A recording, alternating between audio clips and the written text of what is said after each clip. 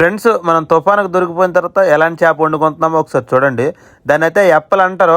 ఈరోజైతే మనకు గాలి కూడా చాలా ఎక్కువగా ఉంది, వాతావరణం కూడా అంతగా బాగోలేదు. ఎప్పల చేపని అయితే ఏ విధంగా కట్ చేస్తాను ఒకసారి చూడండి. మనకు గాలి ఎంత ఎక్కువగా ఉందో కూడా అది కూడా నేను చూపిస్తాను వీడియోలో అయితే. ఎందుకంటే తుఫాన్ అనేసి అన్నాను కదా, తుఫాన్ కూడా ఎంత ఎక్కువగా ఉందో. మనం యాంకర్ మీద ఉన్నాం, మావిడైతే వాటర్ తోడుతాడు కదా, అవి అయితే మనం అన్నం వండడానికి నేను చేపలు కట్ చేస్తాను. ఇప్పుడు గాలి ఎంత ఎక్కువగా ఉందో ఒకసారి మీకు నేను చూపిస్తాను చూడండి క్లియర్గా.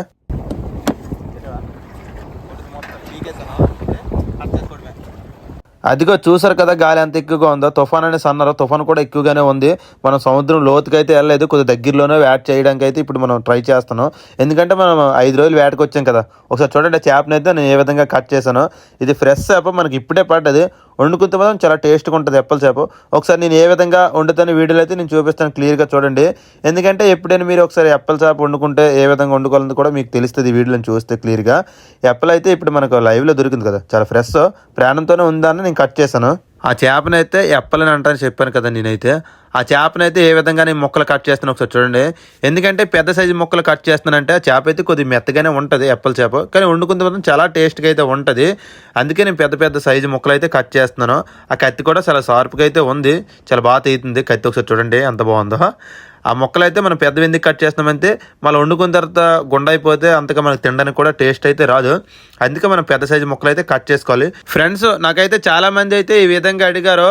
ఎలాగంటే అన్న మరి మీ సముద్రంలో 5 రోజులు 6 రోజులు ఉంటారు అంటున్నారు కదా, వాటర్ మీకు ఎలాగ దొరుకుతుంది అనేసి అన్నారు. మనమైతే ఒక 100 మీటర్లు 150 మీటర్లు అయితే పక్కాగా మనం 5 రోజుల వేటలోకి అయితే పట్టుకెళ్తాం. ఆ వాటర్ అయితే మనం ఓన్లీ అన్నం వండుకోవడానికి, సారుకి, తాగడానికి మాత్రమే ఓడుతాం. మంచి వాటర్, మిగతా వాటర్ సముద్రం వాటర్ ఓడుతాం. మిగతా ప్రతి దానికి కూడా మనం చేపలు కడగడానికి కూడా సముద్రం వాటరే ఓడుతాము. సముద్రం వాటర్తో చేపలు కడిగితే మాత్రం చాలా బాగుంటుంది.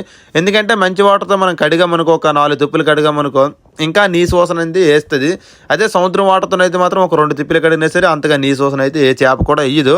ఒకసారి మీరు కూడా ట్రై చేయండి. నేను చెప్పిన మాటలు మీకు అంతగా నమ్మాలని అనిపించకపోతే. ఇప్పుడు ఒక కడిమిందలు అయితే నేను తీస్తాను, ఒకసారి చూడండి. ఆ కడిమిందలు అయితే బ్లాక్గా ఒక చిన్న కలర్ అనేది ఉంటుంది. ఒకసారి ఎప్పుడైనా మీరు కడిమిందలు వండుకుంటే ఆ విధంగా తీయండి ఒకసారి, బ్లాక్ ఉన్న కలరు.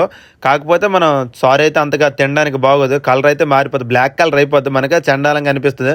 అందుకే నేను కడిమిందలో కాటి తీసి అలాగే చేపలు కూడా మనం కట్ చేస్తాం, కడిమిందలో కాటికి కూడా తీస్తాం. ఒకసారి ఆ చేపలు నేను ఏ విధంగా కడుగుతున్నాను చూడండి. అది నేను సముద్రం వాటర్తోనే కడుగుతున్న చేపలు అయితే. సముద్రం అయితే చూడడానికి మనకు కలర్ అయితే వేరేగా ఉంది, వాటర్ మాత్రం మనకు చేపల్లో వేస్తే అలాగే అనిపించదు. ఎందుకంటే సముద్రం ఒక రోజుకైతే ఒక్కోలాగా ఉంటుంది. తుఫాన్ టైంలోనైతే వేరే కలర్ ఉంటుంది, నార్మల్ టైంలోనైతే వేరే కలర్గా అయితే వాటర్ ఉంటుంది. కానీ వాటర్ అయితే మనం చేపల్లో వేసిన తర్వాత కడిగిన తర్వాత నార్మల్ వాటర్ లాగా అనిపిస్తాయి, కలర్ అయితే మారడాలు అయితే ఉండదు. నార్మల్ ప్యూర్ వాటర్ ఎలాగ ఉంటుందో అలాగే ఉంటుంది. మా వాళ్ళందరూ కూడా ఏ విధంగా కూర్చొని ఒకసారి చూడండి. నేను ఎప్పుడైతే చేపలు కట్ చేసి ఇప్పుడు కడిగేయడం కూడా అయిపోయింది. ఏ విధంగా మనం అదే చేపల చారు ఎడతామంది కూడా నేను చూపిస్తున్న వీడియోలోనే. ఒక్క ఎప్పల చేపే కాదు, ప్రతి చేప కూడా నేను అదే విధంగా వండుతాను. ఒకసారి మీరు కూడా చేపల చారు వండాలనుకుంటే ఈ వీడియో ఒకసారి పూర్తిగా చూడండి, మీకే తెలుస్తుంది చేపల చారు నేను ఏ విధంగా వండుతున్నాను. ఒకసారి మీరు కూడా ఆ విధంగా ట్రై చేయండి. చేపల చారు అయితే చాలా బాగుంటుంది తినడానికి. ఇప్పుడు పొయ్యి మీద ఉందైతే సారు కాదు, పొయ్యి మీద ఉందైతే అన్నం, ఇంకా బియ్యం కూడా వేయలేదు దాంట్లోనైతే. ఇప్పుడైతే మనం చేపల సారు పెట్టడానికి అయితే రెడీ అయిపోతున్నాం. ఒకసారి చూడండి. ఫస్ట్లో అయితే నేను ఉల్లిపాయలు టమాటాలు తీసుకున్నాను కదా, తీసుకుని అయితే వేరే విధంగా కట్ చేస్తున్నాను. అవన్నీ మనం కట్ చేసుకుని ఒక్కడ పెట్టుకోవాలి. పెట్టుకున్న తర్వాతే మనకు ఉప్పు కారం అన్నీ కూడా నేను దగ్గరగానే ఉంచాను పక్కన. ఒకసారి చూడండి. మా వాళ్ళందరూ కూడా ఎందుకంటే వంట ఇంకా అవ్వలేదు, టైం అయిపోయిందని మనం ఉదయం కూడా వంట కూడా వండుకోలేదు ఉదయం. ఎందుకంటే సముద్రం లోనకైతే వెళ్ళాం తుఫాన్ లేదనుకుని, కానీ గాలి అయితే చాలా విపరీతంగా ఉంది. అక్కడ ఎక్కువగా మనకు చేపలు పడలేదు, వేట చేయడం కూడా అవ్వలేదు. తక్కువ పడ్డా, ఒక్క ఎప్పల చేప పడ్డది. ఆ ఎప్పల చేప మనం కట్ చేసుకున్నాం ఇప్పుడు వండుకోవడానికి. ఇంకా మా వాళ్ళు అయితే ఆకలితోనే ఉన్నారు, ఈరోజు గట్టిగా అయితే లాగిస్తారు. ఎప్పల చేప చాలా బాగుంటాయి కదా.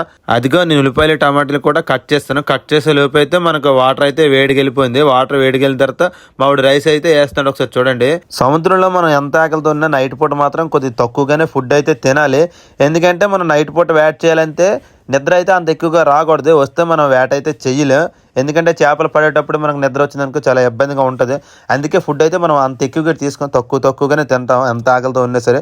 అంటే మన బాడీకి సరిపోయినంత, అంత ఎక్కువ పెట్టుగా అంత తక్కువ పెట్టుగా నార్మల్గా తీసుకుంటాం ఫుడ్. ఇప్పుడైతే నేను చేపల చారు అయితే ఎడుతున్నాను. ఒకసారి చూడండి ఏ విధంగా అంది. ఫస్ట్లో అయితే మనం ఒక తపేళ్ళనైతే చేపలన్నీ వేసుకోవాలి. ఇప్పుడు నేను చేపలు వేస్తాను కదా, దాన్ని అయితే మేము తపేళ్ళని అంటాము. ఇంకా మీ దగ్గర ఏంటంటారు నాకైతే తెలియదు, ఒక్కో దగ్గర ఒక్కో పేరు అంటారు. మేమైతే తపేలు అంటాం, కొంతమంది కొండ అంటారు, కొంతమంది ఇంకా అండ అంటారు. ఇప్పుడు చేపలు వేసిన తర్వాత అయితే మనం టమాటాలు అయితే వేస్తున్నాం. ఒకసారి చూడండి. టమాటాలు వేసిన తర్వాత ఉల్లిపాయలు వేయాలి. ముందుకుంటే అయితే మనం ఉప్పు కారం వేయకూడదు, టమాటీలు ఉల్లిపాయలు వేసిన తర్వాత ఉప్పు కారం అవన్నీ వేసుకోవాలి. ఆ చేపల్లో అయితే ఇప్పుడు నేను టమాటీలు ఉల్లిపాయలు వేస్తాను, ఒకసారి చూడండి. ఇంకా మనం కారం వేయాలి, కారం అయితే అంత ఎక్కువ వేసుకోకూడదు, లైట్గా వేయాలి. కారం అయితే ఎక్కువగా కారం అయిపోయినా తినడానికి మనకు అంతగా చేపల టేస్ట్ అనిపించదు, లైట్గా వేయాలి కారం అయితే. ఒకసారి చూడండి, నేను కారం వేస్తాను కదా, ఆ స్పూన్తో అయితే మనం అంత ఎక్కువ కాదు, తక్కువగానే వేస్తున్నాను. ఆ స్పూన్తో అయితే పెద్ద స్పూన్ వేయించారు, నేను తక్కువ ఒక 3 తిప్పులు అయితే వేసిన కారం చూసారు కదా. దీని తర్వాత అయితే మనం నూనె వేయాలి, వెంటనే సాల్ట్ వేయకూడదు. నూనె అయితే మాత్రం అంత ఎక్కువ, అది కూడా ఎక్కువ వేయకూడదు, ఎందుకంటే ఆయిల్ ఫుడ్ కదా మనకే ప్రమాదం. అది కూడా నేను లైట్గానే వేస్తాను, అంత కారం నూనె అవన్నీ నేను తక్కువగానే తింటాను, అంత ఎక్కువ కాదు. నూనె వర్ర వేసిన తర్వాత లాస్ట్లో నేను సాల్ట్ వేస్తాను. ఒకసారి చూడండి, సాల్ట్ వేసిన తర్వాత చేపలు అయితే మనం పూర్తిగా కలపాలి, కలిపిన తర్వాత కారం అనేది పడుతుంది. ఒకసారి చూడండి నేను ఏ విధంగా కలిపిన చేపలకు కారం పుల్లిగా పడితే అప్పుడే మనకు బాగుంటుంది. పుల్లిగా కలిపిన తర్వాత అయితే ఒక 2 నిమిషాలు మాత్రం గ్యాప్ అవ్వాలి, ఎందుకంటే చేపలకు కారం అనేది లాక్కుంటుంది, అప్పుడు ఇంకా బాగుంటుంది చేపలు తినడానికి కారం పడితే. ఒకసారి చూసారు కదా, ఆ చేపలు కలిపిన తర్వాత ఒక 2 నిమిషాలు గ్యాప్ ఇస్తాను. 2 నిమిషాలు గ్యాప్ ఇచ్చిన తర్వాత ఇప్పుడైతే నేను 2 నిమిషాలు గ్యాప్ ఇచ్చాను. గ్యాప్ ఇచ్చిన తర్వాత అయితే చేపలకైతే పుల్లిగా కారం పట్టింది. ఒకసారి చూడండి, పుల్లిగా కారం పట్టిన తర్వాత నార్మల్ వాటర్ అయితే వేసుకోకూడదు మనము. ఒకసారి ఆ వాటర్ కాదు చూడండి, నేను వేసిన వాటర్ దాని అయితే చింతపిక్క నీళ్ళు, నేనైతే కొద్ది చింతపిక్క దాంట్లో వేసాను. చింతపిక్క వేసిన తర్వాత అది పిసికితే ఆ విధంగా అయితే కలర్ వచ్చింది ఆ వాటర్. ఇప్పుడు ఆ వాటర్ వేసి అయితే మనం ఎంతసేపు గ్యాప్ ఇచ్చినా సరే పర్లేదు, చేపలు అయితే పాడవు. ఎందుకంటే మనం ఒక 5 నిమిషాలు అయితే గ్యాప్ ఇస్తాం. అక్కడ పక్కనే రైస్ అవుతుంది కదా, రైస్ అవ్వగలంటే మనం పొయ్యి మీద పెట్టేస్తాం. చేపల చారు అయితే మాత్రం చాలా బాగుంటుంది, ఒకసారి మీరు కూడా ట్రై చేయండి. ఎప్పుడైనా తినాలనుకుంటే అది ఇంకా ఎప్పల చేప అయినా సరే, ఏ చేప అయినా పర్లేదు, ఎప్పల చేప ఇంకా కింగ్ పీస్ అయినా ఈ విధంగా వండుకుందాం, చాలా బాగుంటుంది. ఓకే, అదిగా ఒకసారి అన్నం కొండకాసి అయితే చూడండి, అన్నం అయితే ఉడికిపోయింది కదా. అన్నం అయితే మనం సముద్రంలో ఏ విధంగా ఓరుస్తామని నేను చూపిస్తాను, ఎందుకంటే గాలి ఉంటుంది కదా, అన్నం అయితే మనం జిబ్బితోనైతే ఓర్చడానికి అవ్వదు. దానికైతే ఒక శంఖం మాలుగా అయితే మనం కడితే అప్పుడే వాటర్ అన్నం అయితే మనకు ఉండిపోద్ది. ఇప్పుడు నేను శంఖం మాలుగా అయితే మా వాడు కడుతున్నాడు, నేను అన్నం అయితే ఓరుస్తాను ఏ విధంగా నేను చూడండి. సముద్రంలో అయితే అదిగో కొండ అయితే దించాడు, చాలా వేడిగా అయితే ఉంది కదా. నేను వెళ్తున్నాను, ఇప్పుడు వెళ్ళిన తర్వాత ఏ విధంగా ఓరుస్తానని మీకు క్లియర్గా చూపిస్తాను. మావాడైతే సారు కూడా పొయ్యి మీద పెట్టాడు, నేను అన్నం ఓర్చలేకపోతే మనకు సారు కూడా అయిపోద్ది.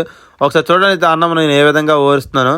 ఆ గింజ అయితే అన్నం మెతుకులు రాకుండా గింజ అయితే ఏ విధంగా కారుతుందో ఒకసారి చూడండి, మీకే తెలుస్తుంది. ఆ శంఖం వాళ్ళతో అయితే చాలా సేఫ్టీ అన్నం ఓర్చుకోవడానికి అయితే సముద్రంలో అయితే. ఇంటికాడ కూడా బాగానే ఉంటుంది, కాకపోతే ఇంటికాడ అంత గాలి అయితే ఉండదు కాబట్టి మన జీవితాన్ని అయితే సింపుల్గా వచ్చేస్తాం.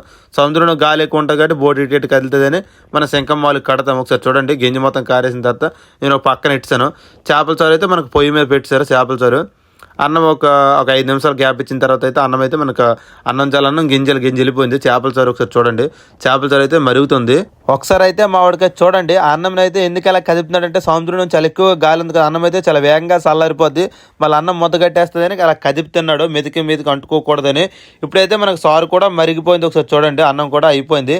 నేనైతే అన్నం అయితే ఏ విధంగా వడ్డిస్తున్నాను ఒకసారి చూడండి. మేమందరం కూడా ఒక్కడే కూర్చున్నాం, ఎందుకంటే ఇంటికాడ మన ఫ్యామిలీ ఎలా తింటారో సముద్రంలో అలాగే మేము కూడా తింటాం. అందరం ఒకేసారి ఒక్కొక్కరు అయితే ఇప్పుడు కూడా మేము తినాం, సముద్రంలో అందరం ఒకేసారి తింటాం.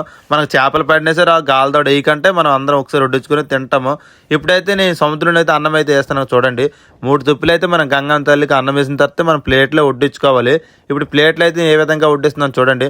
అన్ని ప్లేట్లకి వడ్డించిన తర్వాతే ఫస్ట్ అన్నం వేస్తాను. అన్నం అంతకే వేసిన తర్వాతే 5గిరికి అన్నం వేసిన తర్వాతే నేను కూడా అన్నం వేసుకున్న తర్వాత లాస్ట్లోనే అందరం ఒకేసారి మళ్ళీ సారు వేసుకుంటాం. మా వాళ్ళకి సారు కూడా వేస్తాను, ఏ విధంగా తింటున్నారు ఒకసారి చూడండి. నేనైతే వీడియో తీస్తున్నాను, అందుకే నేను కనిపించట్లేదు. మా అన్నయ్య అయితే ఇందాక వీడియో తీశాడు, ఇప్పుడు మా అన్నయ్య అయితే తింటున్నాడు కదా, మా అన్నయ్యకి నేను వీడియో తీస్తున్నాను. మా అన్నయ్య ఏ విధంగా నడుచుకో చూడండి. ఓకే ఫ్రెండ్స్, నెక్స్ట్ వీడియో అయితే కలుద్దాం.